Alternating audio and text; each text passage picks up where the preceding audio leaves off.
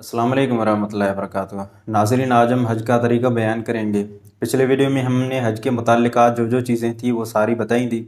अगर आपने वो वीडियो अभी तक नहीं देखी तो पहले उस वीडियो को देख लें ताकि इस वीडियो में बयान की जाने वाली तमाम चीज़ें आपको अच्छी तरह से समझ में आ जाएँ। तो हज का तरीका शुरू करते हैं। हज के 3 अक़साम हैं, हज इफ़राद, हज किरान और हज तमत्तु। हज इफ़राद और हज किरान वाले जो एहराम अपने मुल्क से या मीक़ात से पहन कर जाते हैं वही उनको पहना हुआ होता है, वो उतारते नहीं हैं, उसी एहराम से हज शुरू करते हैं। लेकिन हज तमत्तु वाले यहाँ से जो एहराम पहन कर जाते हैं उससे सिर्फ उम्रा करेंगे। उम्रा करने के बाद वो एहराम उतार देते हैं। हज एहराम की पाबंदियों से वो बिल्कुल आज़ाद हो जाते हैं। फिर हज के दिनों में 8 ज़िलहज्जा से जब हज के अय्याम शुरू होते हैं तो फिर वो दोबारा से एहराम बांधते हैं। एहराम बांधने के साथ वो एहराम की नीयत करते हैं। नियत करने के बाद वो तलबिया पढ़ते हैं जिससे उनके हज का आगाज़ हो जाता है। तो 8 ज़िलहज्जा से हज के 5 दिन हैं। हज का पहला दिन 8 ज़िलहज्जा, हुज्जाज इकराम अपना ज़रूरत का तमाम सामान लेकर मिना में पहुँच जाते हैं। मिना मक्का मुकर्रमा से 3 मील के फासले पर एक मैदान है जहाँ पे हुज्जाज इकराम को 8 ज़िलहज्जा के दिन ज़ोहर से पहले पहुँच जाना होता है। ज़ोहर, असर, मगरिब और इशा की नमाज़ और अगले दिन की फ़जर की नमाज़, ये 5 नमाज़ें हुज्जाज इकराम को मिना के मैदान में पढ़नी होती हैं। और उसके अलावा वहीं पे तौबा और अल्लाह ताला से दुआए मग़फ़िरत और ज़िक्र व तस्बीह वगैरह करना होता है। उसके बाद 9 ज़िलहज्जा से अय्याम तशरीक़ शुरू हो जाते हैं जिनसे तकबीरात तशरीक़ लगाई जाती हैं।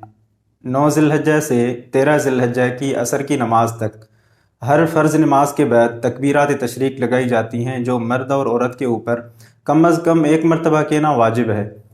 मर्द को आवाज़ के साथ और औरत आहिस्ता कहे। तकबीरात तशरीक़ ये है: अल्लाहु अकबर, ला इलाहा इल्लल्लाह, वल्लाहु अकबर वलिल्लाहिल हम्द। तो हज का दूसरा दिन यानी 9 ज़िलहज्जा, जिसे यौमुल अरफ़ा भी कहा जाता है, इस दिन पे हुज्जाज इकराम तुलूए आफ्ताब के बाद मिना से निकलकर अरफ़ात की तरफ रवाना होते हैं। और अरफ़ात का मैदान मिना से तकरीबन 6 मील के फासले पर है। अरफ़ात वो जगह है जहाँ पे हज का सबसे बड़ा फ़रीज़ा वक़ूफ़ अरफ़ा सरअंजाम दिया जाता है। वक़ूफ़ अरफ़ा ऐसा अमल है कि तमाम हज के अहकाम अदा किए जाएँ, सिर्फ़ वक़ूफ़ अरफ़ा को छोड़ दिया जाए तो हज नहीं होगा। यानी इतनी अहमियत का हामिल और हज का सबसे बड़ा फ़रीज़ा। हदीस मुबारका में कहा गया है, अल हज्जु अरफ़तुन, यानी असल हज अरफ़ा ही है।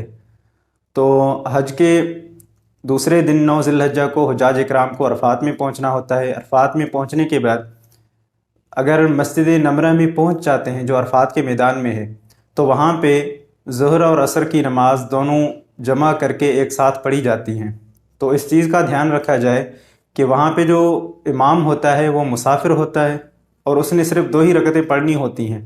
पीछे हाजी जो इक़्तिदा में खड़ा है अगर वो भी मुसाफिर है तो फिर उसने भी 2 ही रकतें पढ़नी है। अगर वो पीछे पढ़ने वाला मुसाफिर नहीं बल्कि मुकीम है तो फिर उसने 4 रकतें मुकम्मल करनी है। इमाम साहब जब दूसरी रकात के बाद सलाम फेर दें तो उसने पीछे मुक्तदी को उठ जाना है और अपनी 2 रकतें मुकम्मल कर ली हैं। तो पहले ज़ोहर की नमाज़ पढ़ें, फिर असर की नमाज़ एक साथ पढ़ें। तो ये तो जमा बैन सलातैन दोनों नमाज़ें इकट्ठे पढ़ी जाती हैं मस्जिद नमरा के अंदर, लेकिन वहाँ पे भीड़ और रश बहुत ज़्यादा होता है। इस वजह से अरफ़ात में जहाँ पे ख़ीमे लगे होते हैं लोग वहीं पे ख़ीमों के अंदर जमात के साथ नमाज़ पढ़ते हैं। ज़ोहर की नमाज़ ज़ोहर के टाइम में और असर की नमाज़ असर के टाइम में। अच्छा, उसके बाद सबसे बड़ी बात, 9 ज़िलहज्जा को वक़ूफ़ अरफ़ा, जिसका टाइम ज़वाल के बाद से अगले दिन सुबह सादिक तक है, इस दरमियान में वक़ूफ़ करना फ़र्ज़ है। थोड़ी देर ही सही लेकिन वक़ूफ़ करना ज़रूरी है। असल टाइम इसका वजूबी टाइम जो है वो तो ज़वाल से मगरिब से पहले पहले तक है, लेकिन अगर किसी को उज़्र है, मजबूरी है, तो इस वजह से वो मगरिब के बाद भी कर सकता है किसी भी टाइम। दूसरी बात ये कि 9 तारीख़ को ज़वाल के बाद से लेकर मगरिब तक अरफ़ात के मैदान में रुकना वाजिब होता है। अगर कोई मगरिब से पहले चला जाता है अरफ़ात के मैदान से तो उसके ऊपर दम लाजिम होगा। दम कहा जाता है जो हुज्जाज इकराम की गलतियों और कोताहियों की वजह से उनके ऊपर पड़ने वाली जो सज़ा होती है शरई, वो उनके ऊपर लाजिम होती है। छोटा दम होता है, बड़ा दम होता है। बड़ा दम का मतलब बड़े जानवर की कुर्बानी, छोटा दम छोटे जानवर की कुर्बानी, या कई छोटी गलतियों पर सदक़तुल फ़ितर जितना सदका वाजिब होता है। और इससे भी छोटी गलतियों पर जो है कभी कभार थोड़ा बहुत सदका निकाल ले। तो एक हसास इबादत है غلطیاں ہو جاتی ہیں چاہے جتنی بھی کوشش کر لیں، تو اس وجہ سے کہا جاتا ہے تھوڑا بہت صدقہ نکالتے رہیں، اگرچہ آپ کو لگ رہا ہو کہ آپ بالکل ٹھیک ٹھاک کر رہے ہیں اس کے باوجود بھی، کیونکہ کئی بار ایسا ہوتا ہے کہ آپ کو پتہ ہی نہیں چلتا، کئی غلطیاں ہو جاتی ہیں۔ اس دن پر اللہ تعالیٰ دنیاوی آسمان پر نزول فرماتے ہیں اور فرشتوں سے کہتے ہیں کہ اے فرشتوں یہ کون ہیں اور کیوں جمع ہوئے ہیں؟ تو اللہ تعالیٰ خود ہی فرماتے ہیں پھر کہ اے فرشتوں گواہ رہنا میں نے ان کو معاف کر دیا۔ تو یہ مغفرت کا دن ہے، اس میں جتنا ہو سکے کھڑے ہو کر اللہ تعالیٰ سے اپنے ماضی کے گناہوں کو سامنے رکھ کر اللہ کے حضور گڑ گڑائیں، اللہ تعالیٰ سے معافی مانگیں۔ حجاج کرام کا یہی طریقہ رہتا ہے، پھر جب تھک جائیں تو بیٹھ کر اللہ تعالیٰ سے پھر مغفرت کی دعائیں فرمائیں، پھر کھڑے ہو جائیں، یہی جو مرحلہ چلتا رہے، اپنے لیے، اپنے والدین کے لیے، احباب کے لیے، گھر والوں کے لیے، تمام امت مسلمہ کے لیے دعائیں کرتے رہیں۔ تو یہ 9 ذی الحجہ کے اعمال تھے جو یوم العرفہ کے دن کیے جاتے ہیں۔ پھر 9 ذی الحجہ سورج غروب ہونے کے بعد بغیر مغرب کے نماز پڑھے عرفات سے روانگی ہوگی مزدلفہ کی طرف۔ مزدلفہ میں پہنچتے ہی مغرب اور عشاء کی نماز جمع کرنی ہوگی، بالکل اسی طرح جس طرح عرفات میں ظہر اور عصر ایک ساتھ پڑھی تھی مسجد نمرہ میں، اسی طرح یہاں پہ ظہر اور عصر دونوں جمع کریں گے، ایک ہی اذان ایک ہی اقامت، یعنی ایک ہی اذان دے کر اقامت کے ساتھ پہلے مغرب کی نماز، پھر عشاء کی نماز، پھر مغرب کی سنتیں، پھر عشاء کی سنتیں، اس ترتیب کے ساتھ نماز ادا ہو جائے گی۔ پھر مزدلفہ میں اعمال کون سے ہوتے ہیں؟ مزدلفہ میں کھلے آسمان تلے رات گزارنی ہوتی ہے، اللہ تعالیٰ کی ذکر و تسبیحات کرنی ہوتی ہیں، بہت ہی برکت کی جگہ ہے۔ نبی علیہ الصلوۃ والسلام نے اللہ تعالیٰ سے عرفات کے میدان میں کچھ دعائیں مانگی تھی، تو اللہ تعالیٰ نے تمام دعائیں قبول فرمائی تھی سوائے ایک دعا کے۔ تو آپ علیہ الصلوۃ والسلام جب عرفات سے نکل کر مزدلفہ پہنچے تو وہی دعا پھر مزدلفہ میں بھی مانگی، تو اللہ تعالیٰ نے جو دعا عرفات میں قبول نہیں کی تھی وہ مزدلفہ میں اللہ تعالیٰ نے قبول فرمائی، اور آپ علیہ الصلوۃ والسلام امت کے انجام سے بہت خوش ہوئے، اور یہاں تک کہ آپ علیہ الصلوۃ والسلام نے فرمایا کہ اس دعا کے قبول ہونے کے بعد گویا شیطان اپنے اوپر مٹی ڈال رہا تھا، یعنی اس کو بہت ناپسندیدہ ناگوار لگ رہا تھا آپ علیہ الصلوۃ والسلام کے امت کے حق میں دعا مانگنا اور قبول ہو جانا۔ اچھا، اس کے بعد مزدلفہ میں صبح کے ٹائم طلوع آفتاب تک رکنا واجب ہے، طلوع آفتاب سے پہلے نکلنا درست نہیں ہے، اگر کوئی پہلے نکلے گا تو اس کے اوپر پھر سے دم لازم ہوگا۔ تو جیسے ہی طلوع آفتاب ہو جائے پھر یہی حجاج مزدلفہ سے منا واپس ہوتے ہیں۔ تو مزدلفہ سے واپسی کے وقت حجاج اکرام 70 کنکریاں بھی چنتے ہیں، 10ویں 11ویں اور 12ویں تاریخ کو شیطان کو کنکریاں مارنی ہوتی ہے، وہی کنکریاں مزدلفہ سے وہ چنتے ہیں۔ اس کے بعد 10ویں ذی الحجہ کے احکام شروع ہو جاتے ہیں۔ 10 ذی الحجہ کو حجاج اکرام بہت مصروف اور مشغول ہوتے ہیں، اس مشغولیت کی وجہ سے ان سے عید نماز معاف کی گئی ہے۔ 10ویں ذی الحجہ کے احکام کون سے ہیں؟ 4 اعمال کیے جاتے ہیں 10ویں ذی الحجہ کے دن پر۔ رمی جمرہ عقبہ، 3 جمرات ہیں، 3 ستون ہیں، 3 شیطان ہیں جن کو کنکریاں ماری جاتی ہیں۔ جمرہ اولا سب سے پہلا جمرہ، جمرہ وسطیٰ بیچ والا جمرہ، اور جمرہ عقبہ سب سے آخر والا سب سے بڑا شیطان، سب سے بڑا جمرہ۔ تو ان تینوں میں سے بڑے شیطان کو جو آخر میں ہے جمرہ عقبہ، اس کو کنکریاں مارنی ہوتی ہیں 10ویں تاریخ کو سب سے پہلے۔ اس کو کنکریاں مارتے ہی تلبیہ بند کر دیں، لبیک اللہم لبیک۔ اس کے بعد دوسرے نمبر پر جو عمل کیا جاتا ہے وہ ہے قربانی، جو حج قران اور حج تمتع کرنے والوں کے اوپر لازم ہے، حج افراد والوں کے اوپر واجب نہیں ہے۔ یہاں پہ جو میں قربانی کی بات کر رہا ہوں وہ بطور شکرانہ کے قربانی ہے، صاحب حیثیت اور جو سالانہ قربانی فرض ہوتی ہے وہ قربانی تو ان کو الگ سے واجب ہے، ان کے اوپر الگ فرض ہے، وہ تو حج افراد والے بھی کریں گے۔ پہلے نمبر پر جمرہ عقبہ، اس کے بعد قربانی، اس کے بعد حلق یا قصر کروانا۔ حلق یا قصر کہتے ہیں بالوں کو، حلق کہتے ہیں بالوں کو بالکل اس طرح سے سر کو صاف کر دینا، قصر کہتے ہیں بالوں کو چھوٹا کروانا۔ قصر میں ایک بات کو ذہن میں رکھا جائے کہ قصر تبھی کیے جائیں گے بال جب انگلی کے ایک پور کے برابر ہوں، یعنی کم سے کم انگلی کے ایک پور کے برابر کاٹنے چاہیے، اگر اس سے چھوٹے ہوں تو پھر قصر نہیں ہو سکتا، پھر حلق ہی کروانا پڑے گا کسی بھی صورت میں۔ اور عورتوں کے لیے بالوں کے آخر میں انگلی کے ایک پور کے برابر کاٹنا ان کے لیے قصر ہی کہلواتا ہے۔ تو حلق اور قصر کے بعد احرام کی پابندیاں آپ سے ختم ہو جائیں گی، آپ احرام اتار دیں، تمام پابندیاں جو احرام کی وجہ سے آپ کے اوپر لازم تھی وہ ختم ہو گئی، سوائے ایک پابندی کے، وہ ہے مباشرت، یعنی بیوی اب بھی آپ کے لیے حلال نہیں ہے۔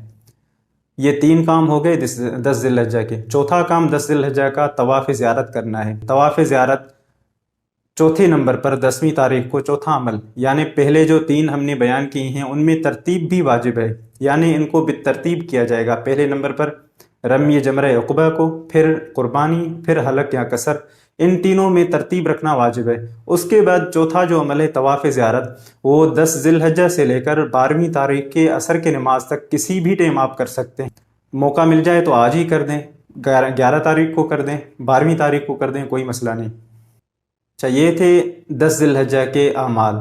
لیکن اگر آپ نے طواف کر لیا تو طواف کے بعد سعی بھی ہوتا ہے، تو سعی کے لیے ضروری نہیں ہے کہ وہ 10 ذی الحجہ کو کر دیں، وہ آپ بعد میں 3-4 دن بعد بھی کر سکتے ہیں۔ لیکن سعی طواف کے بعد ہوتا ہے، تو اس کا طریقہ یہ ہوگا، طواف کا طریقہ تو یہ ہوتا ہے کہ جہاں سے بیت اللہ کے جس کونے میں حجر اسود لگا ہوا ہے، تو حجر اسود کے بالکل سیدھ میں کھڑے ہو کر، جس طرح تکبیر تحریمہ نماز کے لیے ہاتھ اوپر کر کے تکبیر تحریمہ لگائی جاتی ہے، بالکل اسی طرح ہاتھ اوپر کر کے بسم اللہ اللہ اکبر کہہ کر آپ نے طواف شروع کرنا ہوتا ہے۔ گھوم کر پھر حجر اسود تک پہنچ جائیں گے تو 1 چکر ہوگا، اسی طرح کے 7 چکر لگائیں گے، 1 طواف ہوگا۔ تو ہر چکر میں آپ نے استلام کرنا ہوتا ہے حجر اسود تک، ضروری نہیں ہے کہ آپ ہاتھ لگائیں یا منہ سے بوسہ دیں، دور سے بھی دے سکتے ہیں۔ تو پہلے بھی بوسے سے شروعات کرنی ہے، استلام سے، اور ختم بھی استلام پر کرنا ہے، یعنی 7 چکر ہوں گے اور 8 استلام ہوں گے۔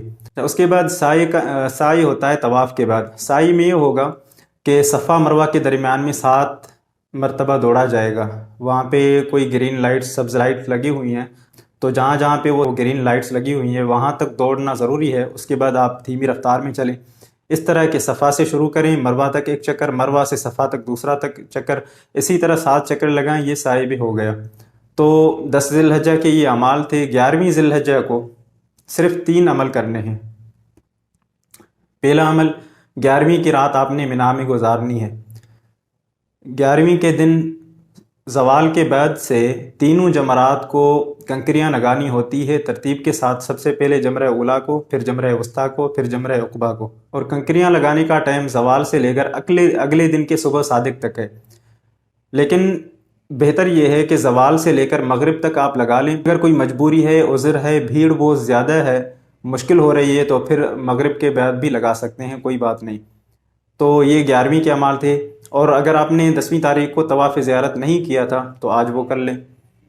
12ویں تاریخ کے بھی وہی اعمال ہیں جو 11ویں تاریخ کو کیے جاتے ہیں، یعنی 12ویں کی رات آپ نے منا میں گزارنی ہوگی، زوال کے بعد دن کو اگلے دن کے صبح تک جو ہے آپ نے رمی جمرات، تینوں جمرات کو کنکریاں لگانی ہوتی ہیں۔ اس کے بعد اگر طواف زیارت آپ نے 10 یا 11 کو نہیں کیا تو 12ویں تاریخ کو کر دیں، لیکن آج آخری تاریخ ہے، عصر تک آپ نے ضروری کرنا ہے۔ 13ویں کی رات منا میں گزارنا ضروری نہیں۔ اگر 12ویں کے شام تک آپ نے تینوں جمرات کو کنکریاں مار لی، طواف زیارت بھی کر لیا، تو آپ مکہ رخصت ہو سکتے ہیں، منا کو چھوڑ سکتے ہیں۔ اگر آپ 12ویں تاریخ کو منا سے نہیں نکل سکے، 13ویں بھی آپ کو منا کے اندر ہو گئی، تو پھر 13ویں کا رمی بھی آپ کے اوپر واجب ہوگا، یعنی آپ کو اختیار تھا 12ویں تاریخ کو اعمال پورے کر کے آپ چلے جائیں۔ اگر آپ نہیں نکل سکے، 13ویں بھی آپ کو منا کے اندر ہو گئی، تو پھر آپ کے اوپر لازم بن جائے گا، واجب ہو جائے گا، آپ کو پھر تینوں جمرات کو کنکریاں مارنی ہوں گی۔ اچھا، اس کے بعد جب مکہ واپس آئیں گے، مکے سے نکلنے کے وقت بھی آپ کو رخصتی کا طواف کرنا ہوگا، جسے طواف وداع کہا جاتا ہے۔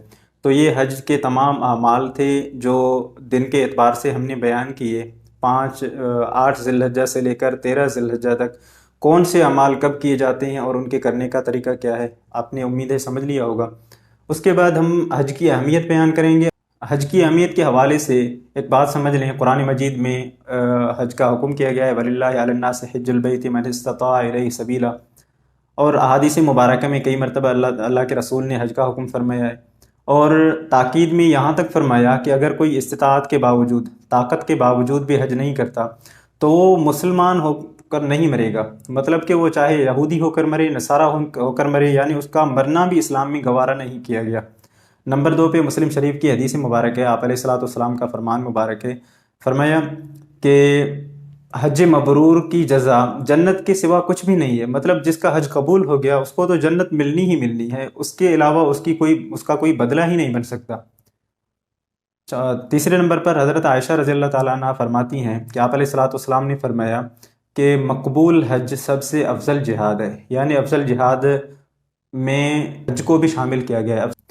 اس کے بعد حج کے فائدے کون سے ہیں؟ روحانی فائدے، اخلاقی، سماجی۔ روحانی فائدوں میں سب سے پہلے گناہوں کی مغفرت۔ آپ علیہ الصلوۃ والسلام کا فرمان ہے نا کہ جس طرح بٹھی لوہے کے زنگ کو بالکل ختم کر دیتی ہے، اس کو پاک صاف کر دیتی ہے، بالکل اسی طرح حج انسانوں کے گناہوں کو ختم کر دیتا ہے، انسان کو گناہوں سے بالکل پاک صاف کر دیتا ہے۔ اور دوسری جگہ ارشاد فرمایا کہ اگر کسی نے حج کے دوران کوئی فحش کام نہ کیا ہو، احتیاط کے ساتھ اچھی طرح سے حج ادا کر دیا، تو گویا کہ وہ ماں کے پیٹ سے نیا نکلا، یعنی وہ گناہوں سے بالکل پاک بن جاتا ہے، گناہوں سے نجات ہے۔ تو اس سے فائدہ کیا ہوگا؟ تزکیہ نفس کا، نفس پاکیزہ بن جائے گا۔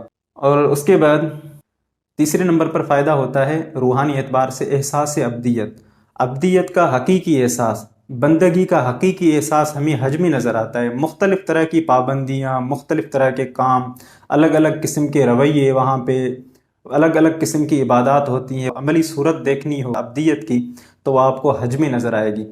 اخلاقی فائدے کون سے ہیں؟ سب سے پہلے ضبط نفس کے اوپر کنٹرول آ جاتا ہے بندے کو، یعنی نفس جو چاہتا ہے وہ اس نفس کی خلاف ہر چیز ہوتی ہے حج کے اعمال میں، حج کے احکام میں۔ اس کے بعد نظم و ضبط کی ترتیب۔ دیکھیں لاکھوں لوگوں کا مجمع ہوتا ہے، لیکن کوئی کسی سے جھگڑا کرنے کو تیار نہیں کہ بھائی اگر میں نے جھگڑا ہی کرنا ہے تو پھر حج کیوں کرنا؟ مطلب نہ جھگڑا ہے، نہ کسی کے ساتھ کوئی اس طرح کی کوئی ایکٹیویٹی ہے جو ناپسندیدہ سمجھی جائے کسی بھی اعتبار سے۔ تو لاکھوں لوگوں کا مجمع ہو، پھر اس طرح کا نظم و ضبط ہو، اس طرح کی ترتیب ہو، ترتیب کے ساتھ تمام اعمال، تمام احکام ادا کرنا، تو یہ حج کے دوران ہمیں نظر آتا ہے۔ اس کے بعد سادگی۔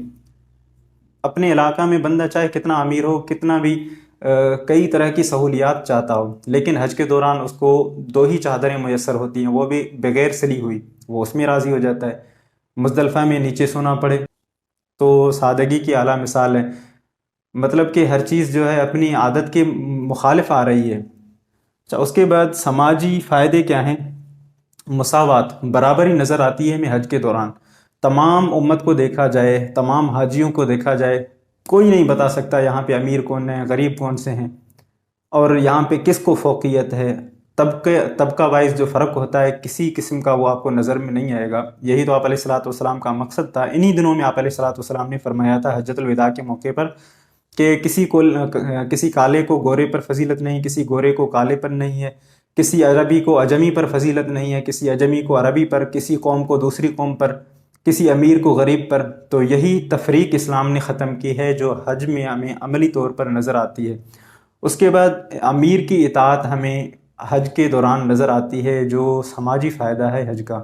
تو یہ تمام حج کے متعلقات اور حج کے طریقہ، حج کے 5 دن کیسے گزارے جاتے ہیں، حج کی اہمیت اور حج کا فائدہ تمام تر اس ویڈیو میں بیان کیا گیا۔ امید ہے آپ کو یہ چیزیں سمجھ میں آ گئی ہوں گی۔